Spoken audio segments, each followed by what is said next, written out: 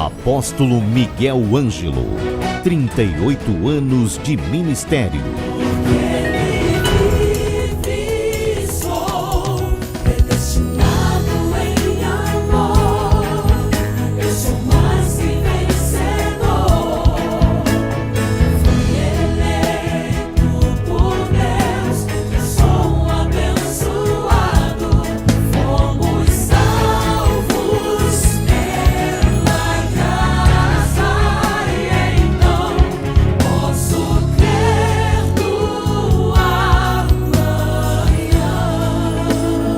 Programa Posso Crer no Amanhã.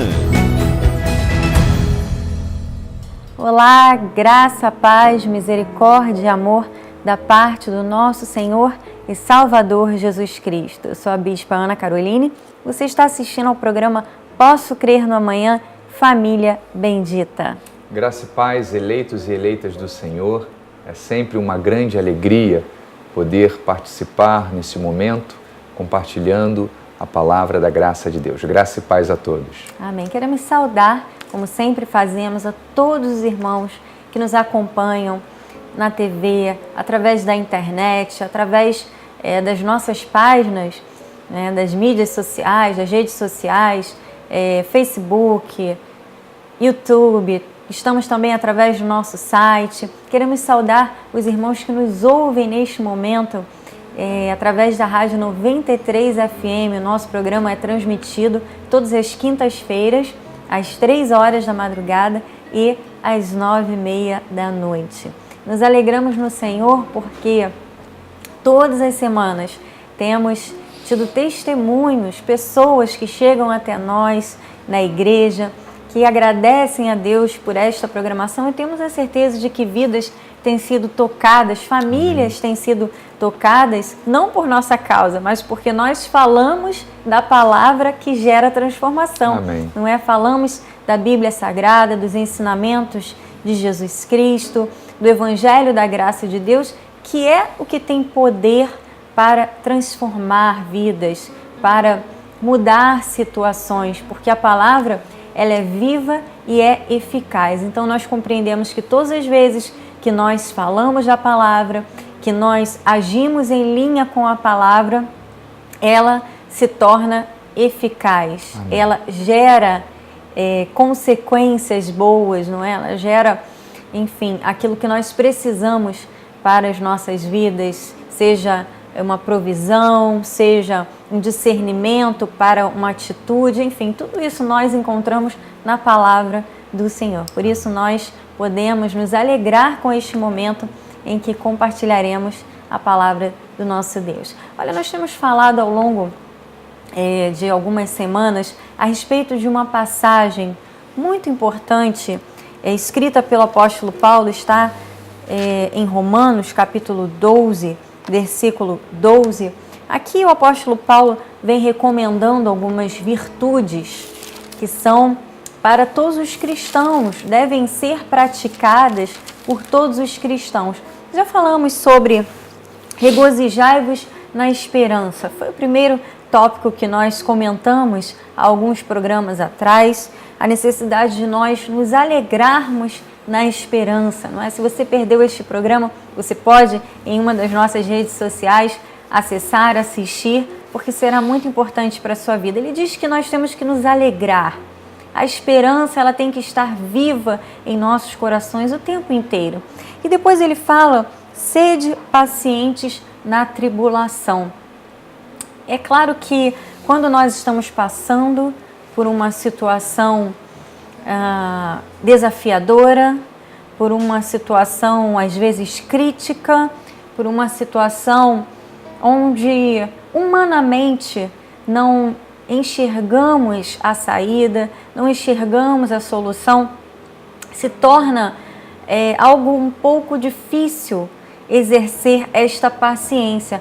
Mas como cristãos nós compreendemos, não é, amor, que esta paciência não é uma virtude da nossa carne, é uma virtude que o Espírito Santo nos capacita a exercermos diariamente, não é? Essa paciência na tribulação, não é? Amém. Glórias a Deus, porque o Espírito Santo, ele quando manifesta esta virtude, que nós chamamos também de fruto do Espírito, ela faz com que a pessoa consiga ter paciência, ter calma e tranquilidade em meio às tribulações, em meio aos problemas. E quando Paulo fala a respeito disso, do fruto do Espírito, que ele fala de mansidão, domínio próprio, longanimidade, isso tudo são características que o Espírito Santo manifesta na vida dos filhos de Deus. E é como eu falei, quando você exercita este dom, esta capacidade, você tem muito mais sabedoria para administrar as situações, os problemas. Você pensa muito melhor, você passa a refletir em cima da palavra de Deus e buscar na palavra solução para este problema, resolver a situação. O que é diferente quando você não tem o fruto do Espírito, ou você não exercita o fruto do Espírito e você age por impulso, você age por instinto, você age na carne. Então aqui o que Paulo estava mostrando é que, independente de você estar passando por uma tribulação, por um problema, por algo que te aflige, você tem que ter calma, você tem que confiar em Deus, você tem que acreditar que isso é passageiro, isso não é algo que vai ser para sempre na sua vida, por pior que seja. Às vezes é uma doença, uma situação financeira, uma crise familiar, é um problema que aparentemente parece sem solução, mas temos que ter paciência, temos que nesse momento buscar o recurso certo, e o recurso é sempre a palavra de Deus. O recurso primeiro que nós devemos buscar é sempre em Deus, na sua palavra e na sua justiça. Ela vai nos orientar, ela vai nos encaminhar a esperarmos, e aí o versículo, na parte A do versículo, fala que nós devemos ter alegria na esperança. É você, mesmo passando por um momento de tribulação, como você conhece a palavra e sabe que a resposta está em Deus, você mesmo assim consegue ter alegria na certeza de que há esperança na vitória, há esperança na conquista, há esperança de que essa situação toda vai ser resolvida, meu bem. Amém. E olha, Paulo diz, escrevendo aos Hebreus, no capítulo 6, versículo 15, ele diz assim: depois de esperar com paciência, obteve Abraão a promessa. Ou seja, nós lemos também na Bíblia que tudo que foi escrito, tudo que foi contado, foi para que nós tivéssemos como exemplo os nossos pais na fé, os homens e mulheres de Deus que passaram por situações difíceis também, como nós passamos no nosso dia a dia, talvez situações diferentes, mas para eles, para aquela época, foram situações difíceis. Abraão teve que esperar tantos anos para ter a promessa do seu filho Isaque realizada, não é? Teve que ter muita longanimidade, teve que confiar muito em Deus, mas diz que depois de ter paciência, depois de ter esperado com paciência, obteve Abraão a promessa. Então, eu quis falar um pouquinho ainda sobre este segundo tópico para nós relembrarmos esta necessidade de nós termos paciência nas situações. E agora nós vamos ao terceiro tópico que o apóstolo Paulo diz e que eu creio que é o mais importante de todos, porque diz respeito diretamente à nossa vida espiritual, que ele diz que nós devemos ser perseverantes na oração. Ele fala sobre regozijai-vos na esperança, sede pacientes na tribulação e na oração perseverantes.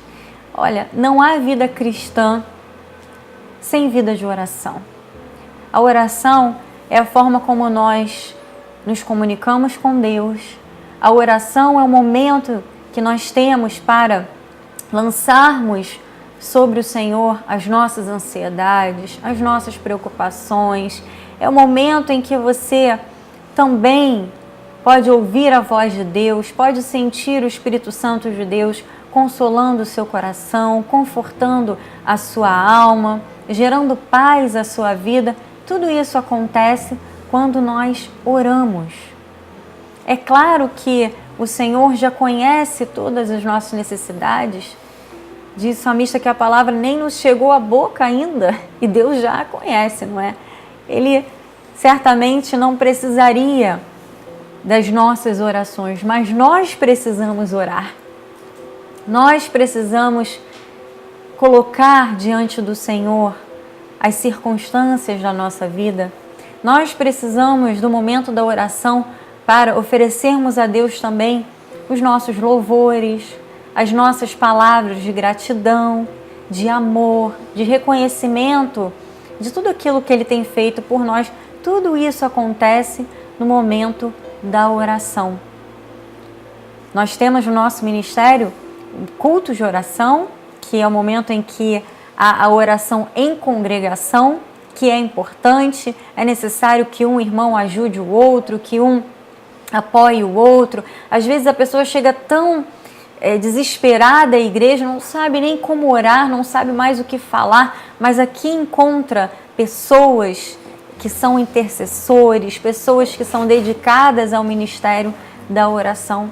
Então, nós entendemos a importância da oração em congregação, mas entendemos também que a oração precisa fazer parte do nosso dia a dia, quiçá em todo o tempo, não é? Porque o apóstolo Paulo também nos ensina, ele fala em 1 Tessalonicenses 5,17, orai sem cessar. O que quer dizer orar sem cessar?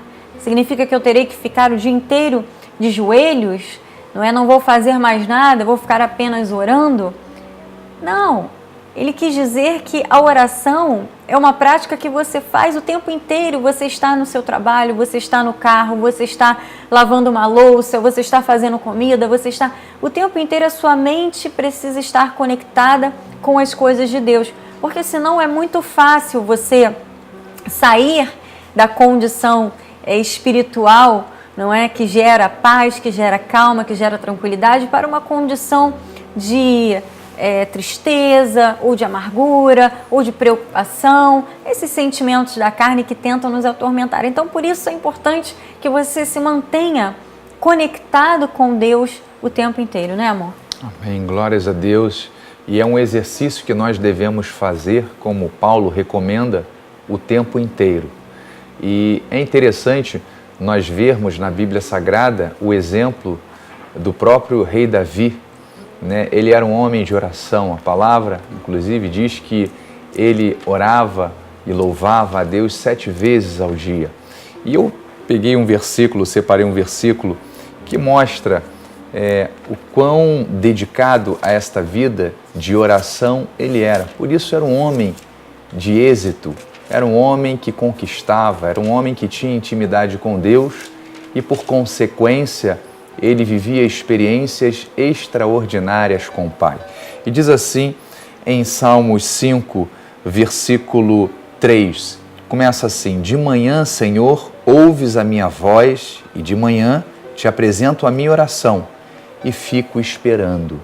Olha que lindo!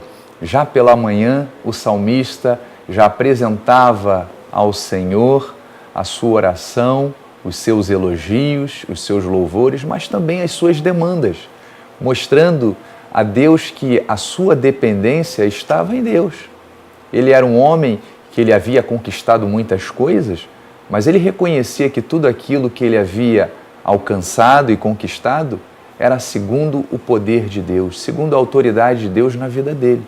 Isso é importante, nós sabermos que tudo aquilo que nós possuímos, tudo aquilo que Deus faz com que nós venhamos conquistar, não é segundo o nosso braço forte, não é segundo o nosso intelecto, é segundo Deus, que nos capacita, que nos abre oportunidades para que nós possamos receber e viver e desfrutar das bênçãos. Mas não para por aí. No versículo 3, capítulo 3, versículo 4, ele diz assim, com a minha voz clamo ao Senhor, E ele, do seu santo monte, me responde, deito-me e pego no sono, acordo porque o Senhor me sustenta. Então veja que é de manhã, é à noite, o salmista Davi sempre com a vida de oração, com a sua intimidade com Deus. Isto é um exemplo de que a nossa vida, né, tem que estar conectada sempre, os nossos pensamentos, com a palavra de Deus. Os nossos pensamentos sempre em linha com aquilo que Deus ensina em sua palavra. Como a minha esposa falou anteriormente, você não precisa estar de joelho a todo instante orando a Deus, porque Paulo recomenda orar sem cessar. Mas não se trata, né, de estar de joelhos dobrados. Não que você não possa ficar, você pode, mas é você estar conectado à palavra de Deus. É para quando você tiver que tomar qualquer decisão ou você pensar em algo, você olhar as coisas como algo que tem a mão de Deus. Né? É você acordar, olhar para o céu e ver que aquilo ali é a prova da fidelidade do Senhor. É você ter a oportunidade de estar com a sua família e agradecer a Deus por este privilégio. O trabalho, enfim, tudo aquilo que te cerca, você olha com os olhos espirituais e dá graças a Deus e tem este relacionamento de intimidade com Deus. E o próprio Jesus nos mostrou em vários momentos a importância da oração. Olha que ele era Deus em carne, né? Ele foi o Verbo que se fez carne e habitou entre nós. Ele era o próprio Deus, mas em vários momentos da sua vida, do seu ministério, Jesus se retirava para orar. Ele entendia que havia um certo momento em que ele precisava se afastar um pouco das pessoas, se retirar para orar num lugar distante, num lugar afastado, para meditar, para ficar ali em comunhão, não é, com a verdade, com aquilo que era a sua própria essência. Jesus mostrou isso várias vezes. Quando ele estava próximo da sua morte, ele foi ao jardim do Getsemane e ali ele precisava orar, porque ele era Deus, mas também era homem. Ele passou pelas mesmas tentações que nós passamos, ele passou por muitas dores, experimentou as dores para que ele pudesse nos compreender como seres humanos, compreender as nossas necessidades, assim nos diz a palavra. E ali, no seu momento de angústia, no seu momento de dor, no momento em que ele sabia que estava como ovelha indo ao matadouro, Jesus precisou orar como uma forma de aliviar a sua angústia. E ele deixou os seus discípulos e pediu para que eles orassem com eles, e quando ele voltou, os discípulos estavam dormindo, ele disse: olha, vocês não puderam nem ao menos 1 hora vigiar comigo, orar comigo, me ajudar em oração? Então, nos momentos críticos na nossa vida, a oração precisa ser a primeira atitude. Porque nós temos momentos de alegria, são orações que nós fazemos de gratidão a Deus, de louvor, mas há momentos também em que a nossa carne não suporta o sofrimento, a angústia, e nós temos que recorrer à oração, porque ela é uma forma de gerar paz ao nosso coração. E é uma forma também de gerarmos a confiança de que Deus vai manifestar a sua bênção, Deus vai manifestar as suas promessas. Deus tem o melhor para as nossas vidas. É o momento em que nós pedimos a Deus aquilo que nós precisamos. E esta foi uma ordem de Jesus, ele nos ensinou a fazermos isso. Aqui em Mateus capítulo 7, versículo 7 em diante, ele diz: pedi e dar-se-vos-á, buscai e achareis, batei e abrir-se-vos-á, pois todo o que pede, recebe, e o que busca, encontra, a quem bate, abrir-se-lhe-á. Agora veja que interessante como Jesus fala a respeito de Deus em relação às nossas orações. Ele diz: Ou qual dentre vós é o homem que, se porventura o filho lhe pedir pão, lhe dará pedra? Ou se lhe pedir um peixe, lhe dará uma cobra? Ora, se vós que sois maus, sabeis dar boas dádivas aos vossos filhos, quanto mais vosso Pai que está nos céus dará boas coisas aos que lhe pedirem. Veja que Deus é um Pai perfeito. Jesus fala, se vocês que são humanos, que são falhos, não é? Se nós que estamos sujeitos a todas as situações da nossa carne, nós sabemos dar boas coisas aos nossos filhos. Olha, nós somos pais, temos 2 filhos, um filho e uma filha, e todas as vezes que os nossos filhos nos pedem alguma coisa, qual é o nosso desejo? É de darmos. Nem sempre o fazemos, não é? Assim como Deus também faz conosco. Nem tudo aquilo que nós pedimos, Deus nos dá porque Ele sabe o que será melhor para nós. Às vezes Ele nos dá outra coisa. Às vezes precisamos esperar um pouco mais. Mas a verdade é que, imagine, se nós, que somos humanos, sabemos e desejamos dar o melhor para os nossos filhos, quanto mais o nosso Deus, né? Glória a Deus, é verdade.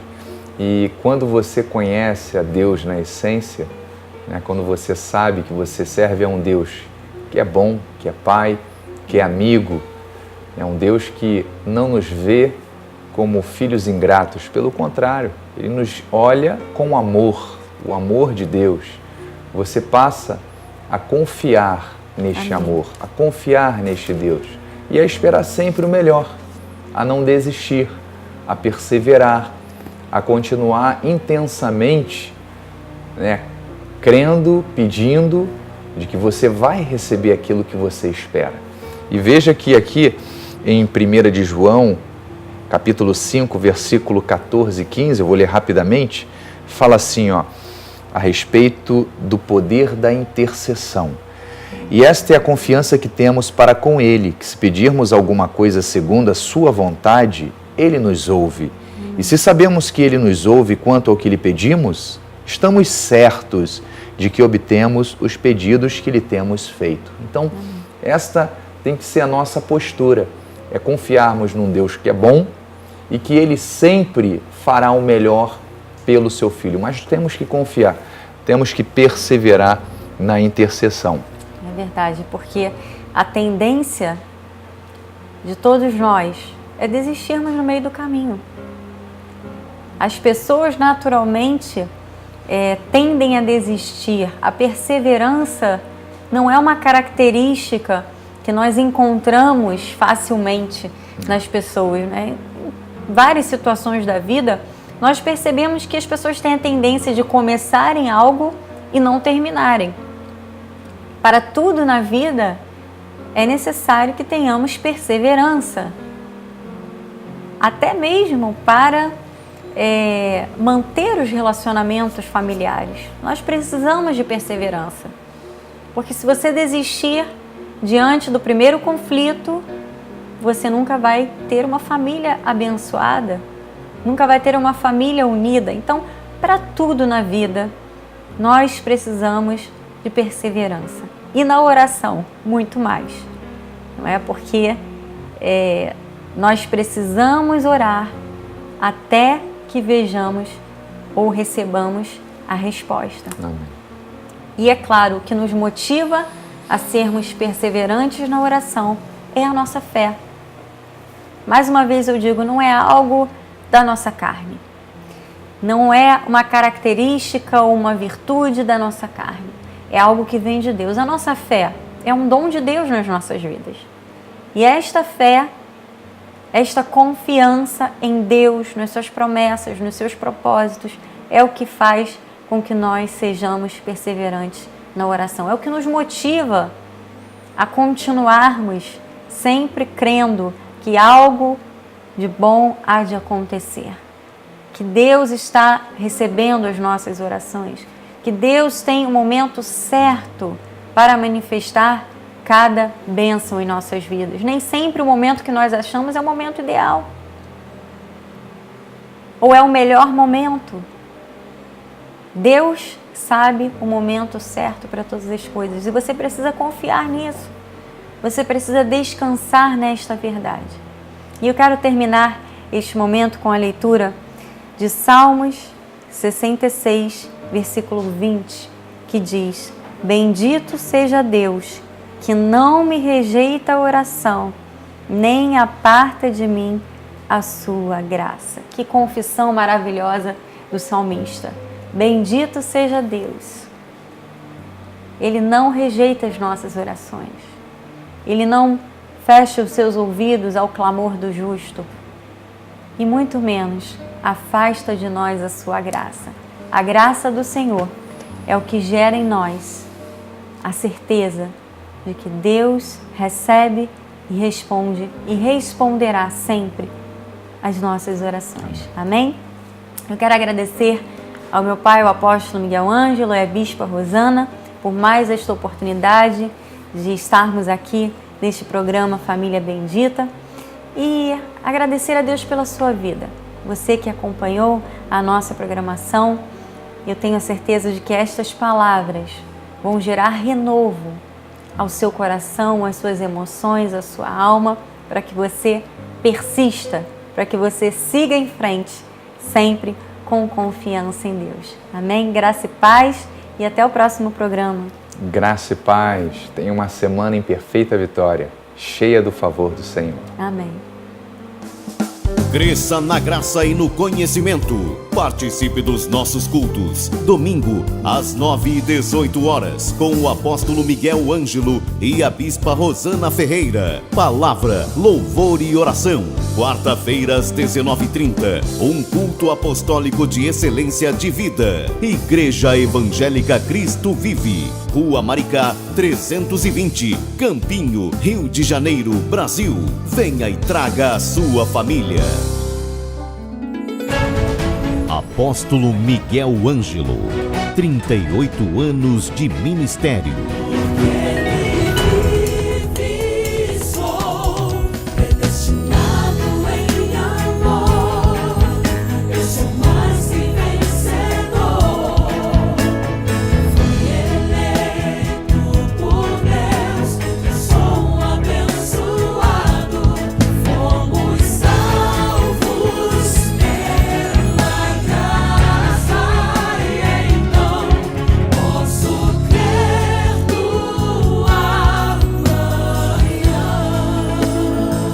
Programa Posso Crer no Amanhã.